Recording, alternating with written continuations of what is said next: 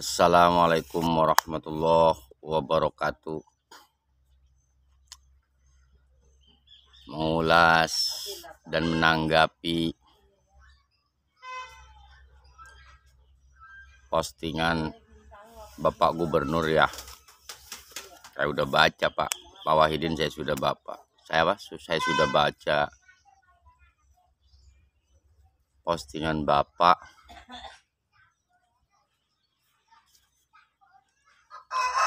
apa kemarin itu. Ibarat kata Bapak jengkel lah kira-kira seperti itu ya, kepada orang Banten yang katanya susah diatur.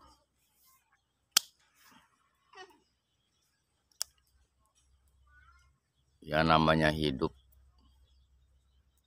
kalau kita menjadi seorang pemimpin itu Pak Gubernur ya harus siap menjalani baik keluh kesah, ocehan, hinaan, protesan, kebahagiaan. Karena kalau menjadi seorang pimpinan itu sangat hebat juga pahalanya kalau dia menjalankannya dengan baik. Nggak main-main pahalanya. Dia pun juga sangat hebat pula dosanya kalau dia tidak menjalankannya dengan baik. Jadi sama-sama hebat, pahalanya juga hebat, dosanya juga hebat. Makanya kalau nggak mau ruwet, nggak mau pusing, jangan pernah sekali-kali mencalonkan diri menjadi seorang pemimpin, apalagi memimpin 13 juta orang seluruh provinsi Banten. Pusing Pak ya. Iya.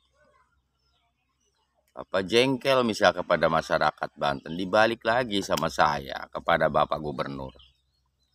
Apakah kami tidak jengkel sama Bapak? Jengkel, saya aja Fatur Rahman jengkel. Saya mah Bapak saya dukung, anaknya juga saya dukung, tanpa duit pribadi yang saya keluarkan, bukan duit Bapak. Boleh tanya seluruh tim sukses Bapak dulu pernah ngasih duit sama saya. Ini sosok saya kan Bapak teliti aja di Kasemen ini, kampung saya kampung Sukabela RT 1. Gak pernah saya dikasih apa-apa dari Bapak itu, nggak pernah. Ya lumayan lah masa saya, walaupun gak juta-jutaan, gak ribu-ribuan juga. Artinya lumayan lah. Kalau misalkan dikali, misalkan kalau pencolokan itu dikali sekian mah lumayan budgetnya. Tapi buktinya saya tidak. Nah, berarti saya itu tidak benci sama Bapak karena saya pendukung Bapak. Baik ibu saya, adik saya, ya. Saya pribadi atas nama Fatur Rahman sebenarnya aja rada menyesal milih Bapak itu, rada menyesal, sumpah nyesal demi Allah, saya rada nyesal. Ya. Kenapa yang saya katakan rada menyesal? Yes, pokoknya mah nggak bisa saya ucapkan dengan kata-kata, yang jelas saya menyesal. Saya menyesal, Pak. Sekarang saya adalah rakyat Bapak. Berani plos-plosan ngomong begini. Kalau saya mau ketemu Bapak juga nggak bakal. Males saya. Nggak mau. Kalau Bapak datang ke rumah saya, silakan saja. Ya pasti saya temuin. Nggak mungkin saya tolak, namanya juga tamu. Kenapa saya katakan menyesal? Karena garis kemiskinan yang ada di Provinsi Banten ini sekarang sekitar 868.000 orangan, Pak. Berapa persen dari jumlah 13 juta itu? Sangat tinggi tuh, Pak. Garis kemiskinan sampai bernilai 868.000. Banyak. Ya 868.000 itu pengangguran belum, mungkin banyak yang belum tercatat. Dan sekarang masyarakat Banten hanya melihat pabrik, liwat pabrik, tahu pabrik bahwa itu pabrik Nikomas, bahwa itu pabrik Indakiat. Kalau di sananya bahwa itu pabrik ini, pabrik anda, semua pada tahu itu pabrik, tapi ingin masuk kerja mah pada susah. Iya. Pengen masuk kerja mah karena pada susah. Karena apa? otonomi daerahnya itu tidak diperkuat oleh peraturan-peraturan yang Bapak pimpin. Iya, SDM-nya tidak dikuatkan oleh Bapak. Seharusnya yang menguatkan itu Bapak sebagai putra daerah Banten. Ya.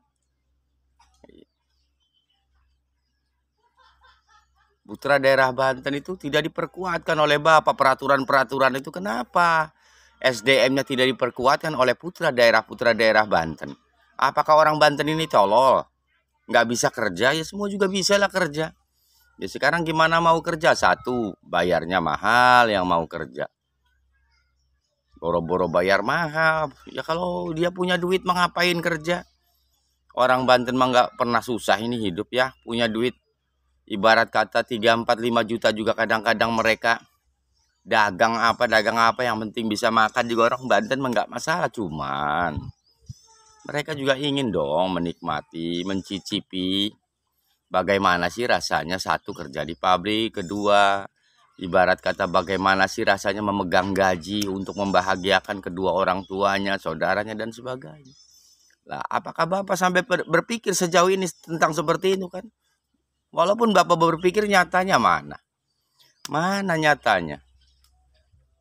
Coba saya tanya, mana nyatanya? Ternyata pengangguran di Banten ini malah tambah banyak, kemiskinannya juga tambah membludak. Oke, begitu saja. Jadi jangan Bapak ngomong-ngomong Bapak jengkel sama masyarakat Banten yang tidak diatur. Kami pun sudah banyak jengkelnya sama Bapak. Begitu saja. Kalau saya salah, ini ucapan dan perkataan saya mohon maaf Pak. Mohon maaf kalau saya salah. Cuman saya juga sebagai rakyat masa mau diam-diam baik.